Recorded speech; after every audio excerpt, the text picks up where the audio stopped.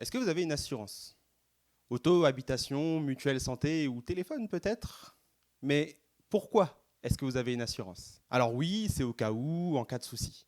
Mieux vaut payer un petit peu tout de suite que de risquer de payer une grosse somme plus tard. Si vous avez compris ça, je vous félicite parce que vous avez compris à quoi va servir une protection USD sur votre carte. Les USD, c'est une véritable épée de Damoclès. Et le pire, c'est qu'on sous-estime trop les dégâts que ça peut avoir sur notre carte. Jusqu'au jour où, comme moi, vous allez finir par claquer des composants sans raison.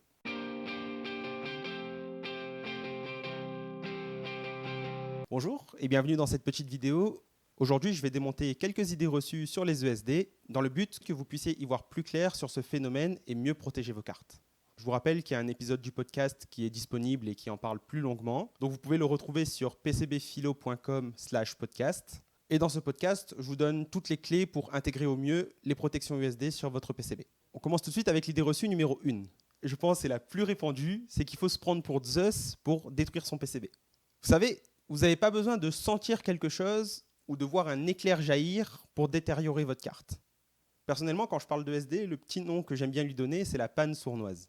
Vous savez, les décharges que vous prenez, que ce soit sur la voiture ou sur le chariot, elles sont assez puissantes pour être ressenties et être visibles. Mais pour détruire votre PCB, il n'y a absolument pas besoin que ce soit aussi puissant.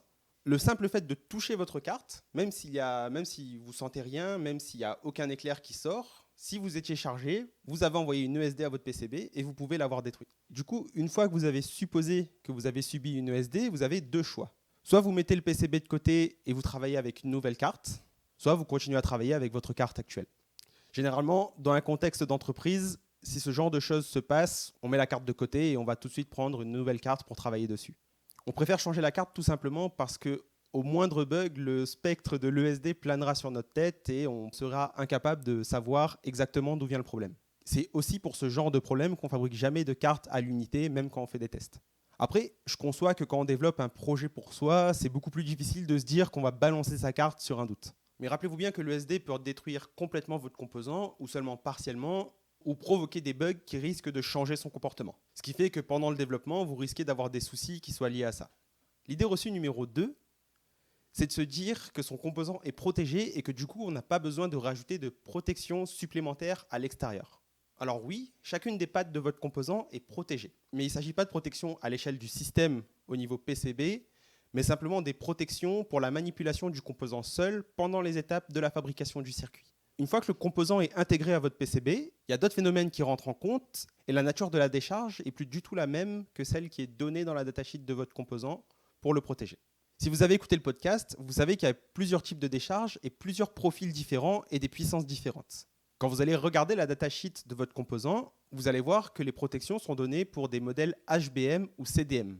Nous, dans nos cartes, on doit intégrer des protections de niveau système. Ça veut dire qu'il prend en compte le composant et le PCB autour. Et ça, c'est des protections qui sont du type IEC 61000-4-2. Et d'ailleurs, quand vous achetez une protection USD, pensez à bien vérifier que vous avez cette indication qui est présente. Alors faites attention aussi, j'en parle dans le podcast, mais mettre une protection ESD, même si elle est certifiée, ça ne sert à rien si vous n'avez pas pris en compte les éléments qui sont autour de ça, comme la tension de fermeture ou de bien préparer le routage et le placement de votre protection. Alors l'idée reçue numéro 3, c'est de croire que des protections ESD sont des isolants et de se dire à l'inverse que tous les isolants protègent contre les ESD. Si vous manipulez vos cartes avec du plastique, vous n'êtes absolument pas protégé contre les ESD. Et il en va de même pour tout ce qui est sac, boîtier qui entoure les composants et ces choses-là.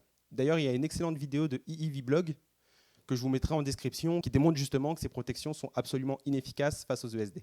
Le matériel qui protège contre les décharges électrostatiques, il est marqué avec ce fameux logo du triangle avec la main et un dôme par-dessus. En fait, les protections ESD que vous allez trouver, les sacs, les tapis, etc., sous leurs allures de plastique qui nous donnent l'impression d'être des isolants, sont en fait légèrement conducteurs.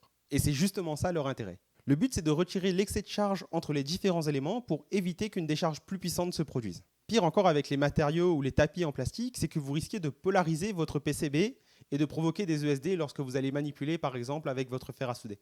D'ailleurs, je vous mettrai en lien une vidéo qui parle de ce phénomène de double décharge lorsqu'on manipule des PCB avec des objets en plastique isolants chargés autour du PCB. Une autre idée reçue, c'est de se dire que puisque c'est de l'électricité statique, ça ne peut pas faire de dégâts. Statique, par définition, ça veut dire que le courant est nul.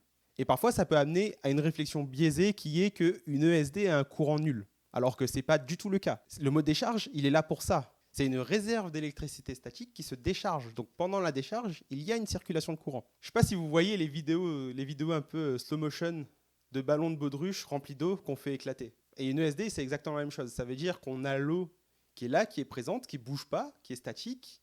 Mais lorsqu'on vient piquer avec l'aiguille, elle s'écoule d'un coup. Dès que le courant trouve un passage pour passer, il se décharge immédiatement. Donc circulation de courant. Et des décharges ESD, c'est un courant très violent. C'est généralement de l'ordre de la dizaine d'ampères. Alors voilà mon tour des quelques idées reçues qu'on pourrait avoir sur les ESD. Je vous rappelle qu'il y a un podcast disponible et qui parle en profondeur des ESD et de comment s'en protéger lors des phases de test ou comment protéger son PCB pour l'utilisation de tous les jours. Si vous étiez sceptique au début de cette vidéo, j'espère que j'ai pu éclairer votre lanterne sur l'importance de bien placer ces protections USB. Dites-moi en commentaire ce que vous pensez, vous, des protections USB et si vous les utilisez ou non dans la réalisation de vos cartes. Alors, je vous remercie. Si cette vidéo vous a plu, n'hésitez pas à vous abonner, à liker et à commenter. C'est fini pour aujourd'hui. Je vous retrouve donc dans 2 semaines pour la prochaine vidéo. À plus!